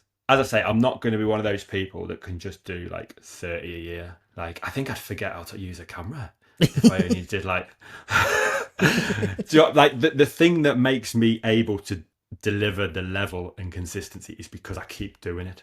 Does that make sense? I almost don't need to. It just comes second nature. What's the most amount you've ever done back to back on the trot? In that August 2021 or 2022, whenever it really started, we did 24 weddings in 31 days. Jesus Christ. How did that play out? How were you able to get through that? I think it was there was 9 in a row, then there was a day off, then there was 8 in a row. It was something, it was just nuts. We were all pretty, everyone was just in it. And literally, once you've done like 2 in a row, you might as well do 7. I've found Because that. it's only it's the day after that Yeah. is the worst. And if you've got your processes in place, like if you've got a routine, if you know what you need to do, you're almost just autopilot. Yeah. Which, like, I look at some of these like videos that crop up on Instagram, and it's like, oh my god, like these videographers, it's like every wedding's like unique. Like, how are they doing that? And then you realize, well, they're doing it because they're not doing the numbers. Whereas you physically can't do the numbers we're doing and not have a process and some sort of Like a template to a certain like degree. a template. Yeah. Yeah. So, and there's nothing wrong with that, because your couples are buying it, like, especially as a lot of your work is from referrals from other couples. They know what they're buying, and that's what they want. They want what their friends have got, what they had. Yeah. To a certain So extent. I will tweak like I don't know, maybe like every March, April, when it's the start of a new season, I'll have a little tweak, might tweak the colours a little bit, might just see what photographers are like. I don't really look at other videographers like work. I kind of just follow photographers and see what they're doing, and then just, oh well, that would be nice to try, or oh, should I try that? No. So just tweak it maybe every season, just a little bit, just to try something new. Like I was like, I'm never doing that blurry stuff. Like I was like, I'm never going blurry. I'm never tilting my camera to that funny angle that everyone's doing. And now I'm doing it. Is that because you want to be a good match to the photographers that are kind of recommending you? I don't know. I think I try it, and then I'm like, oh, actually, if you've got the right couple, and it's the right, and I've got what I need in the day, I'll just try it. Yeah. Because I'd say your films are very on trend, because I think your work was almost very, very, very, very similar to mine. I think that's the reason that wedding I was on about, where the bridesmaid had you, they'd tried to get the bride that I booked had tried to book you originally, but you weren't available. Okay. So then she got me. So then so obviously she must think our styles, I think, are quite similar. But I've found your work veering more into that kind of almost editorial style over recent kind of years. I think that's because that's who I'm shooting with. Yeah. I'm shooting with predominantly editorial photographers. So I've had to lean into it. Like I would shoot all couple shots on a 50mm, right? I love a 50mm. But I have a 35mm literally because so many photographers get so close to the couple that I'm like, oh, I'm gonna have to use a 35mm on it. So, and then I was shooting with loads of photographers using the Canon 28-70, and Sony brought it out, and I was like, well, I'll just get it. Have you got it? And I'll literally I'll use that. Then you can match them shot for shot. But I guess because the trend of photography's gone that way, I have pushed that way, and it's clearly working. This podcast is actually made me stop and almost reflect on my own work, which I haven't really done. So thanks for that, Ruth. And I was like, oh, I don't really know if I have a style, And then I went on my website the other day and I was like, oh, black tie, blonde hair, black tie, blonde hair, black. Oh yeah, maybe I do have a style. Yeah. And that's another thing that you and Matt from PS Visuals have in common. You have both embraced that kind of editorial vibe. So it's clearly that style of videography is really, really sought after right now. And it's just, it's really interesting that you've gone down that route. I need to backtrack on some questions that I really wanted to ask you. Okay. So with your editors, first of all, are you comfortable sharing how much they charge you? They vary. Yeah. But they average around 250 quid a wedding. Okay, that's great, right? To get you to a point where you only then need to do like a day and a half maybe per wedding, would you say is after? Yeah, just because of Louis and circumstances at the minute, it's a day and a half. Yeah. And are they all UK based? Yeah, they literally like live within half an hour of me.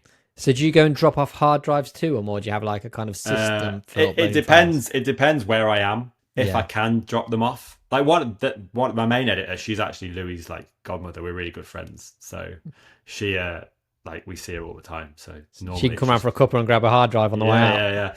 Yeah. The other two, well, obviously one's a second shooter, so like he was second shooting for me this weekend. So I loaded the hard drive up while we were shooting the wedding, and then he took it away with him on the night. And then the third one, who I don't use all the time. Just we don't need 3 all the time. It's just a hard drive out to him in the post, special delivery. Oh, nice. Okay. So you're not and then they just send a project. They just email the project over and it just reconnects. Yeah. And then when they've done everything on the hard drive, they just send it back. And how long do they take to do their part? What's the turnaround from them? They tend to do 1 a week on average. Yeah. So I'm getting back 3 a week. Yeah. So which is, I can't, the past few months I haven't been turning that many around. Yeah. So that's why there's currently a queue. And after September, like a bit like you were saying earlier, like my season has been massively condensed. Like there's so many weddings have been from May to September that it just drops off a cliff from August onwards. So I can really start to like, I'll have that massive like edit queue waiting for me, so I could just go bang, bang, bang, bang, bang, bang, bang, bang, bang. Yeah. And try and get the queue down. Are there any months of the year that you're blocking out to not book weddings? So next year we've actually got dates in the diary for holidays. Hey! Do you remember what they're like, holidays? No, we are going away. We are going away for a week next month. But there is, next year, because the numbers are less, there's none in January. There's like 1 or 2 in February. Is that rare though? The previous years, have you been working pretty much shooting every single month? Oh yeah, like literally was it last year? Like I think my last wedding was like the 18th of December, then my first was the 2nd of Jan. Oh wow. So you don't have an off season? Well, no, because I'm clearing the edit. Yeah. So I bet you've not been backlog free since COVID, right? No, I don't think I've got the number under 10. Yeah. How do you feel about that? Is that just the norm for you now? Is it not? Because I get filled with anxiety. The fact I've got 15 in my edit queue at the minute is like filling me with so much anxiety. But is that just normal for you? So it doesn't matter.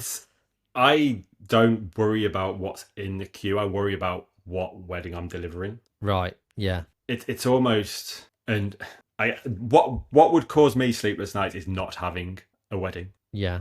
Like not knowing that next year we're fine as a family. 2027 we're fine as a family. Like no, that gives me that will give me more anxiety than an edit queue. Yeah. Yeah. Like it's I guess that would just worry me more than the current edit queue. Right, and because okay. I've had the queue for so long. That's just the norm now, isn't it? It's just the norm. Yeah, because I think that's what's different for me. Because for me, it's like I'm always chasing this, get my edits done before Christmas. Then like kind of they start up again like kind of March. You know, it's always chasing this. But and I worry myself to death trying to get it done in this time. But thinking why? Like what's the just treat it as if you're going into an office working for somebody else, we have to do a set amount of work every single week, no matter what. What's the point of chasing this time where you're going to be completely bored? The fact is, I couldn't, like, even if I did 3 overnights in a row, all it would do would exhaust me and not really make any difference. Yeah. As in editing overnight. Yeah, like if you've only got 3 or 4 in a queue, you could do worst case, you could do an insane week and you could get them all gone. Yeah. Like there's no point in me working even harder because all I'll do is I'll just burn out. So the system works. Cass might differ. The balance is not right, but that is being. Was that conversations you had before, Louis, though, or was it just from? Was the workload okay pre-kid, pre having a child? There was always a pinch point in like August. Well, as most suppliers, there was always that point where there was a big queue, but I could work like 7 till 10. It didn't matter. Like there was no sleepless nights. There was no like, do you know what I mean? Like there was no child that added all this dad guilt, and that they just require time and they require your attention that you just can't. You can't do what you did beforehand. But were you and Cass able to spend time together back then, though? Like, It was never as much as we were. I think because it's I've done it so long. Like even when I was working full time, I was still editing. Right. That it's we don't spend enough time together. But I guess as well, if you're doing so much beforehand anyway, then you go full time and you're doing just as much. But then at least that's money for you, so it's almost an excusable, isn't it? But then you have Louis, and it's like a case of right now maybe this does need to change now because you're just going to not see your kid, right? Yeah, absolutely. Yeah, it's hard, isn't it? Because that's the process. Because I find the dad guilt is horrendous, isn't it? But at the same time, we have to earn we have to earn for our family. Like we're now a single income family. Like Cass is we're very fortunate that Cass doesn't. Well, she does a bit for Top Table, but it's hard. It's probably more exhausting for her than it is for me. Oh yeah, 100%. Because like looking after Louis, yeah, a 2-year-old, far good more. Lord. Like when I'm leaving at like 7 a.m. and not coming back till 10, she's literally doing all of it. So yeah, it needs to be addressed. Like there's no point in just having the money in the bank. Yeah, do you know what I mean? Like we're missing out on everything. So, but then I guess there's that fear as well with how like you start slowing it down, and the way the business at the minute is kind of, it's that cycle where the weddings are getting your weddings. You start to slow it down, and you're worried that it slows down too much. Is that kind of where you find yourself? Don't get in my head. Don't get in my head. That's the biggest reason why I still do the numbers is the fear that no one's going to book. Man, that is crazy that a guy that does your numbers still has that fear. But yeah, no one's safe. No one's safe from the fear, are they? No matter what circumstances. Yeah. I mean, if anyone's proved that they can carry on doing this job for as long as they want, I'd say it's you. Hi guys, it's Rue here, and just a quick break to tell you about Bride&Groom.video. Bride&Groom.video are a team of incredible wedding editors who are here to help support you and get your editing queue under control. I've recently received my first edit back from them, and I've been blown away by the results. I could have delivered that film straight away with no alterations whatsoever. I was really amazed with how they created the story by matching the B-roll to the narrative audio and keeping that flow throughout the whole film. That is a key feature of my own films, so it was great to have a film done by somebody else that still feels like a Rue Films film. So if you are struggling to get wedding films out the door and you're drowning under a pile of editing, I highly recommend Bride&Groom.video to help you get back on track. They will help you make films that still feel like you've made them yourself. And if you use the code CODA75, you get £75 off your first order. Now let's get back to the episode. We haven't gone on to, I want to go into the gear chat. That's usually I hit that early doors, but I just wanted to get into your mind about the whole volume thing because it was so fascinating. But with the amount of weddings you're doing, I bet you absolutely trash your gear. But you get through it. I'm not very good at looking after my gear. Right. Like you ain't got time to. You will see by the end of the day, there's like a lens in one place of the room. They never have backs on. Like they never have caps on. It's just like, yeah, it's just chaos, a bit of a bomb site. Chaos and carnage. But every night and each lens, I know where it needs to be. I know so that I can just, it all has its little space in the boot. So I'm like, well, I've got that. Right, go home. Because you're going to a wedding the next day and you need to have it all there ready. Yeah. So what's your camera bodies that you've got? So up until last year, when old guy walked into a table and smashed me FX3, which I shouldn't have had on the table. I had two FX3s, but now it's A7S3 is probably the main camera, FX3, and then A7 IV. It's whatever this one is, A7 IV, I think. Oh, so it's yeah. a crop. It'll crop for 50p. For 50p. That's a C cam. I actually enjoy the A7S3 more than the FX3 because it's got an EVF. It's so easy to just use the EVF to see what you're shooting. Pretty much. So are you always shooting 3 cameras then for each wedding? 3 cameras, yeah. Yeah. And what lenses are you pairing with those bodies? Bags? A lot of lenses. Have you? Oh yeah. So again, it's all about routine and what works. So I used to be harness 35-85. Like a photographer. Then I went 35-75. This year I go gimbal FX3 50mm. 50mm on the gimbal. Done. 1.4. Yeah. Use the gimbal for couple shots for confetti. If they've got a trailer, I'll use it for a couple of stylized bridal and groom portraits. So like a walking shot or a looking at the camera shot for both. But then the morning, so basically 50mm on the gimbal on the FX3, unless I need to put a 35 on later on because of the photographer. Then A7S3 2870 in the morning. F2. Yeah. Means I can that's fine. Means I can go wide, means I can go close. Works for any room, works for any light situation. Means I just walk in with one camera. Yeah. Like handheld, yeah. Handheld. God, it's taken me a long time to do that room. Really? Were you a monopod kind of Oh guy? yeah, I was like, I hate shaky footage. I was like, I hate shaky footage. Why would you have shaky footage? But I'm trying to embrace it a little. Yeah. And it's just easy. It's just. I've got a monitor now. I've got the Atmos, whatever it should, something two, Shinobi, is Shinobi it? 2, Yeah. which has your preset on. So I use that, and that gives a nice weight. That it's fine for handheld now. But I will normally change to the 50 to 150 f2 after the ceremony on the A7S 50 III. to 150. F2, yeah. What's that lens then? Is that the Tamron? No, it's a new Sony one that came out in Is it? April. Yeah. Wow, 50 to 150. Wow, I didn't even know about that lens. So it's So when does that big. come on, sorry? After, so depending on the space, it will come on during the ceremony. Right, yeah. If I need to zoom right in. Otherwise, it will go on after the ceremony for candids. Right. Yeah, yeah. Then I'll have the 50 to 150 and the 50 gimbal. Right. The C camera is only used for ceremony and speeches at the back. Well, I say the back. For the ceremony, it's at the back.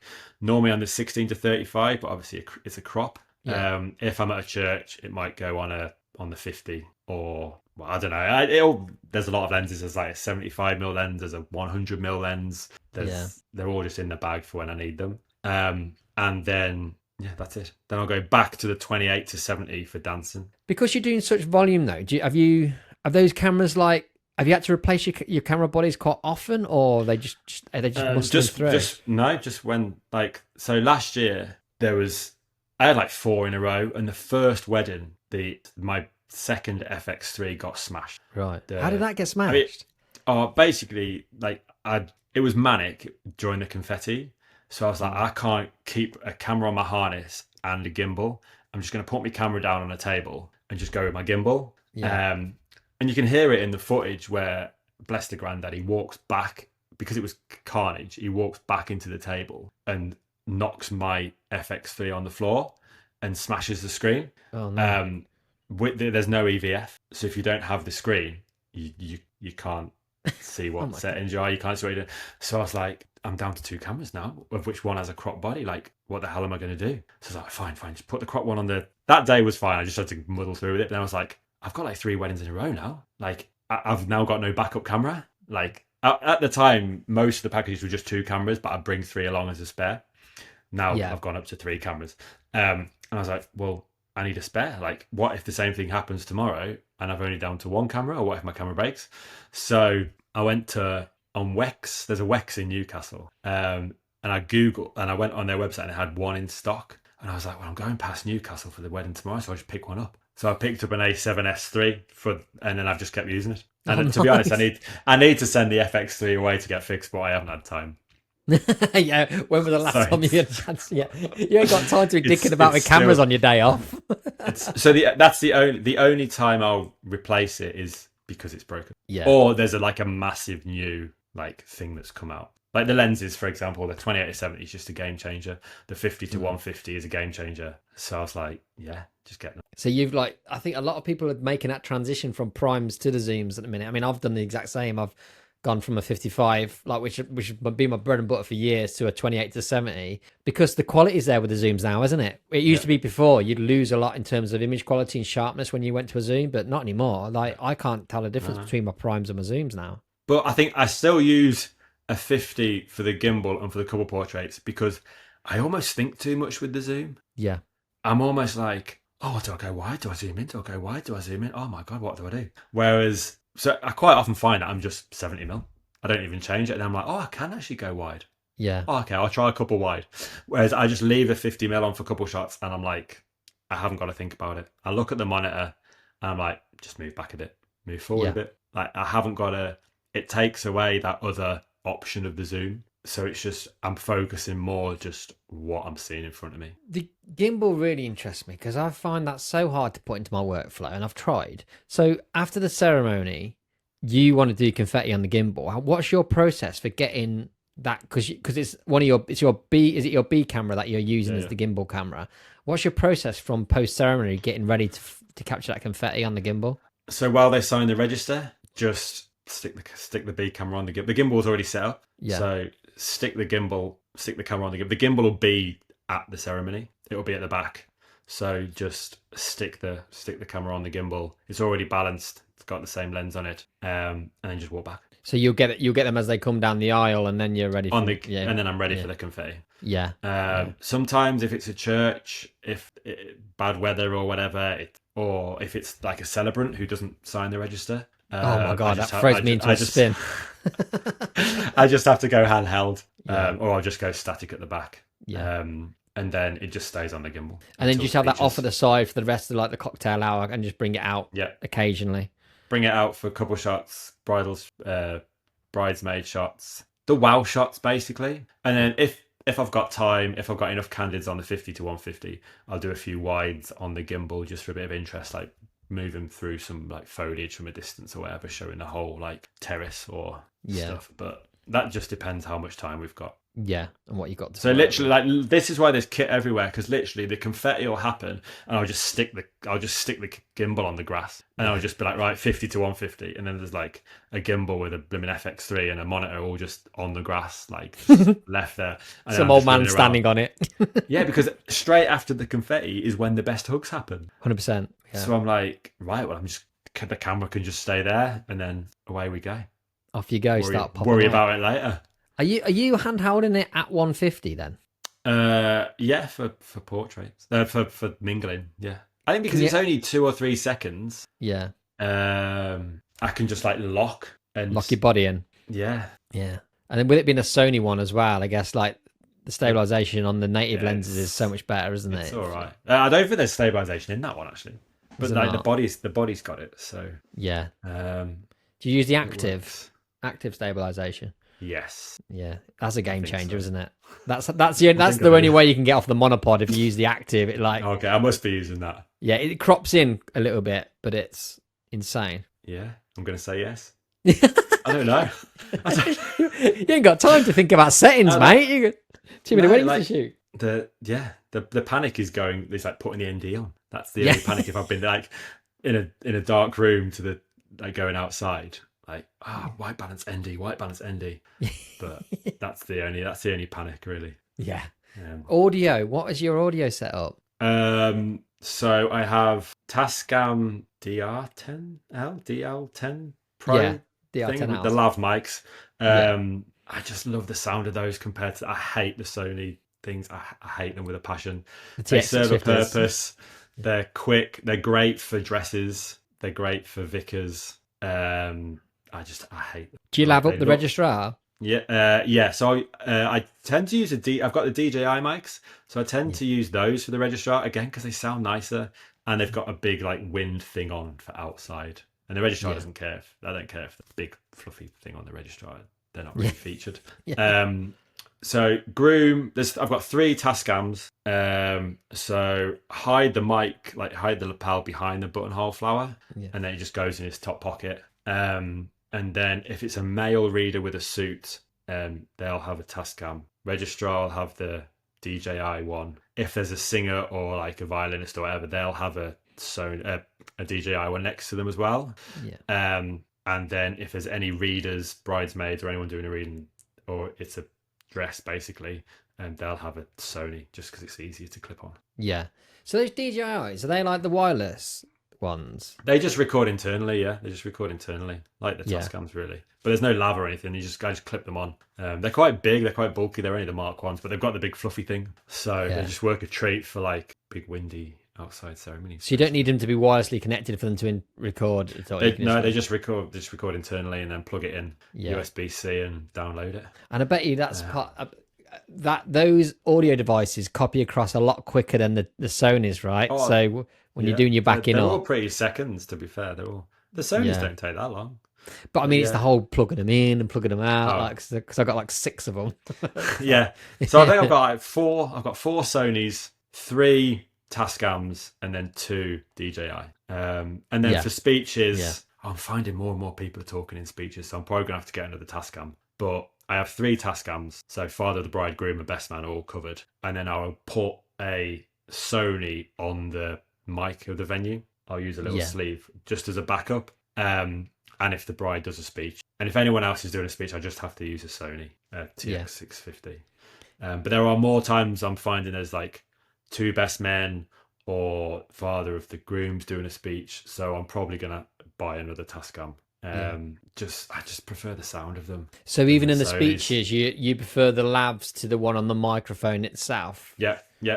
I know there's loads of things you can do to the Sonys to make them sound better, but I just don't know what I'm doing. So. But also, you need it out of the box to be sounding pretty much spot on because of the kind of time you're allowing yourself to get through the edits, right? You can't be there messing about for hours on audio levels and frequencies. And stuff. Yeah. It's like I will ride the levels like of the Tascam, like I'll get rid of the peaking and stuff. But yeah, I need it to sound pretty amazing, just straight as it comes in. Yeah. And I think the lav hidden behind a buttonhole looks better than these things just like clipped in a pocket or whatever. The old vapes. Yeah. So I can pretty much hide unless he's got a white suit jacket on. I can hide the lav, and I think people know what it is. Yeah, there's context, isn't there, for a lav? People don't know. You can buy things that hide these in like jacket pockets and stuff, but I just plug in a Tascam and away we go. And where you go, the only thing I don't like about the Tascams, right? I don't trust the battery level indicator. Like they just seem to drop off a cliff all of a sudden, and it's really terrifying. Whereas I know the Sonys will last like through an apocalypse, basically. I mean, I recharge the batteries every night. Yeah. So is it the ones you've got? Have they got the built-in? Are they two AAs, like two AAAs? Yeah, just two AAAs. So I just charge them up every night. Just take them out and charge them up, and they'll be good for each wedding. Yeah, touch wood. They've never run out yet. This is a really nerdy and boring question. What's your whole process for like charging up when you're like doing so many back to back? Have you got like a charging station or like me, like a mobile charging kit? Just an extension lead, and then just plug them all in. Have you got like loads of? I will keep things charging during a wedding. Right. Okay. So I'll always find like a double plug socket where I can leave my kit, so I can have the batteries. So the Sony batteries are always charged. So there's only ever the ones that have been in the cameras that need charging. The Sonys, just plug them in my computer. They don't take very long to charge. And then the rest just charge overnight. The gimbal charges overnight. Drone batteries charge overnight. Wake up the next day and they're all done. Good to go. I've got 8 Sony batteries, but as I say, like one will last me most of the bridal up until like the dad reveal. Normally, I'll change it. Then that'll last me. I'll change it again before speeches. Change it again before the first dance. But I'll keep them whenever I change them. I'll plug them in. You can keep them constantly going, using up that venue electric, using again that free charge. It's just because I wouldn't be able to charge them all overnight. Like I need to be, or the next day they need to be. Yeah. They need to be ready to go. So that's really interesting that you've got the processes in place to be able to manage this. You're almost you have to think a couple like at for the next day on each wedding, aren't you, to be prepared for that next one in terms of. I mean, it's just done automatically now. Like even if I haven't got a wedding the next day, I'll still back it up at the venue. Yeah, it's just a process that means that when I get home, I haven't got to get all my kit out, plug it all in, get the cards out. I just plug one hard drive in and away we go. Yeah. So, mate, I need to start doing it because I only do it if the speeches are before dinner because it means then all my audio is ready to go. Yeah. But I'd never thought of like setting up in a room and going back to that and adding to it as I go. That's a good process. Yeah. It's just like it takes me like 10, 15 minutes to find me. Well, there's a lens over there. Oh, my gimbal's probably still on the grass. Like it takes me 15 minutes to like pack everything up and then go and get the car and stuff. And by that time, it's all done. Yeah. It makes sense, man. And then like you're always one step ahead of the game. It all started because I was waking Louis up when I was unpacking everything. The drone would go, and I was like, I just, if I do it at the venue, then I don't have to open any bags when I get back and start plugging things on that make noise. So that's how it started, and it works a treat.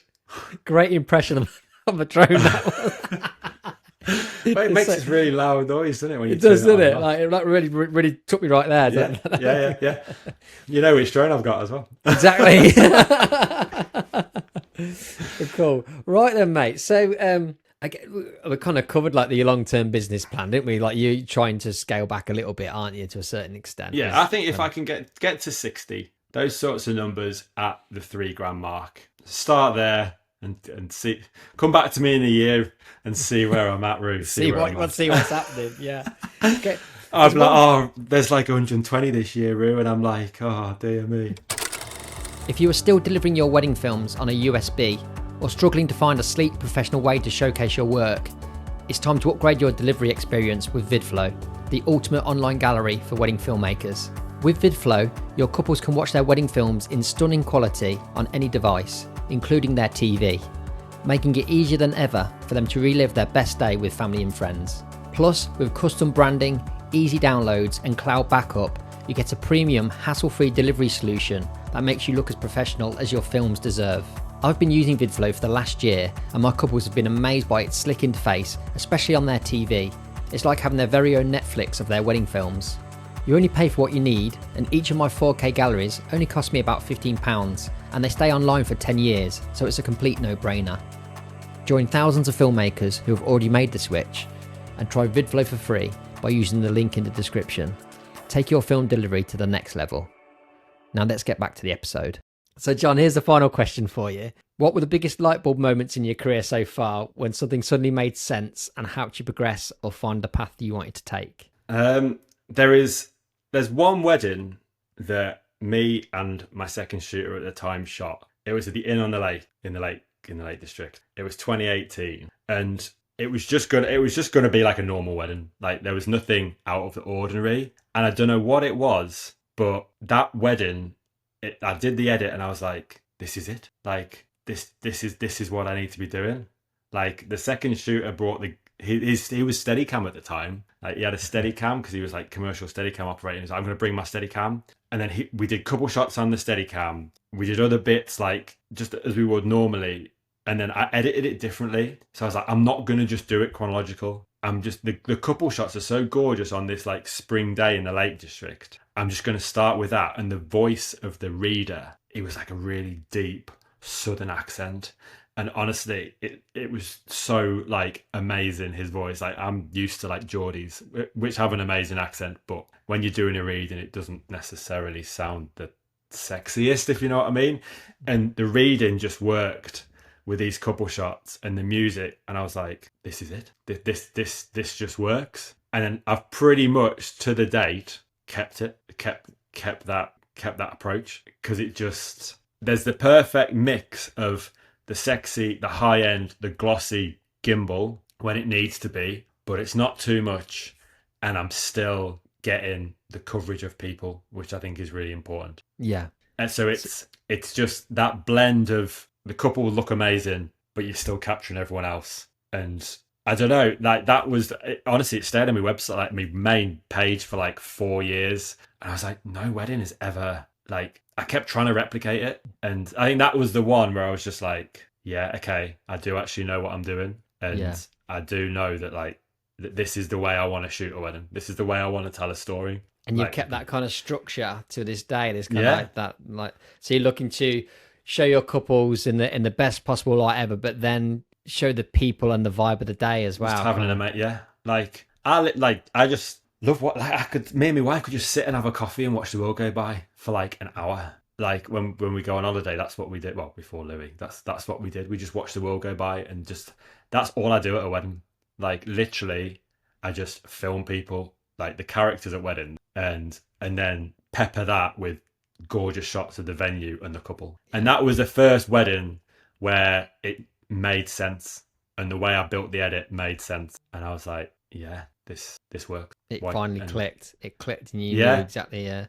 Because what were you doing before that then? What was the approach before that for your films? It was chronological. There was no real movement. It still had there was no. It was just me with a camera, just point. It was still edited, like the story was still being brought out by the audio, but it didn't jump around. It didn't start with like these gorgeous shots. It would start with like a drone shot, or like not even a drone shot back then. It would have been like just a slider past a daffodil of a venue or something. Yeah. Whereas now it's like you've got to grab them. Like you've got to grab them with something to draw them in, to stand out from the thousands of other people and like the other videographers. And his voice and the shots and the music all just worked like it had never worked before. And I was like, yeah, damn, found it. This is it. This is it. And I was like, oh, I need a gimbal now. It's amazing how, like, because I asked that question to everybody, but it's amazing how you actually know the exact point you found the path you wanted to take. That film, like, I still should, I'm recommended at the Inn on the Lake, and I was actually there last week, and every time I go there, I'm like, this is the place. Like, this is the place that it all made sense. My colours were, but I look back now and I'm like, oh God, them colours weren't great. Like, what was it? But I could still watch that and I'm like, yeah, like, I remember it. Like, it was, that was it. Yeah. Amazing. It just clicked. And then it stayed pretty much the same ever since. And then 4,000 weddings later. Yeah. 4,000. Yeah. But mate, thank you so much for your time tonight. It has been amazing getting to pick your brains, and it is you're welcome. It's a phenomenal achievement what you can do with your business, what you've been able to achieve for your family, and just to be able to turn those numbers over, especially like say the last couple of years where the majority of the industry I found it a struggle, where you've just been thriving. And the key to it all really just comes down to great work, really, right? It's great work, people want to book you, and it's been a self-perpetuating machine then, from being out at the weddings and people wanting what you provide. Yeah, and I think just being like chilled on the day, that means that like people recommend you. Yeah. Like just being there when you need to be, but not being too much. Does that make sense? Like, absolutely. Like, there's certain points of the day where people want guidance from you, right? Or you need to step in to make something the best it possibly can be, but it's few and far between, isn't it? But just being ready to, and knowing when and where to do that. Yeah, and just smiling through it. Yeah. Smile through the pain, John. Yeah. No, we're very fortunate, man, to do what we do, like, and get paid very well for it. Like, we just film people having an amazing time. And do you ever, with the amount that you're doing, do you ever find, because I find myself in a bit of like, I always love the weddings when I'm there, but it's always like the morning when I'm going to go and I've got a few in a row and I'm like, oh God, another one, I'm exhausted. But do you ever find yourself in a kind of getting a bit cynical about it, or are you always quite upbeat? I'm always pretty upbeat about it, really. Yeah. There are some days like when it's like, oh, I'm tired. But then you walk into the room and the bridesmaids are like jumping around and the music's going and you're like, do you know what? This is just the wedding I needed. There not so much, but like when Louis was like young, like really young, like there were nights where it was like 1 or 2 hours sleep, and then you were and it's just like, I don't know how I'm going to do this. But then you just get through it. Like I remember a photographer said to me when they found out we were expecting Louis, she was like, John, you're going to know, like, you're not going to know like tiredness. Like, I know you're tired now, but I cannot express to you like how tired you're going to be. And I was like, it'll be fine. Like, I'm used to 4 hours sleep. And then I saw it in the middle of like when Louis was like in his first year, and I was like, "You are so right. Like, this is tiredness like that we just never experienced before." But you get through it. Yeah, you get through it, and you're filming people on their happiest day, and if that doesn't get you through it, then yeah. I mean, we ain't exactly down a mine, are we? Well, exactly. Like I used to film a lot of. I know we're going on, but I used to film like charity videos like down in London in some really horrific, like we'd interview people, very not nice situations because it was a charity video. Yeah. And you think how fortunate we are that this is now what I get to do, and that it provides a life for my family. And yeah, it's not even a job, is it really? No. It's just long hours. Exactly. Yeah, it's just long hours of having a laugh. Like, because I do I do love every aspect of it. I even like doing the admin side of it. I don't know. I like to have a bit of break from creativity every now and again. I feel the admin side gives me that. But it's like, there are points of like this time of the year when it's thinking, when will it ever end? But like, I think I need to take a leaf out of your book and just kind of not worry about the constant strive for it. The work will take it a day at a time, and the work will be done eventually. Yeah. We're very lucky. We have a very good job. We have a fun job, and we get to see amazing places and try some amazing food. Thank you for listening to this episode of the Coda podcast. To find out more about the other educational resources we have on offer, including our annual conference and yearly membership, please visit coda-conference.com.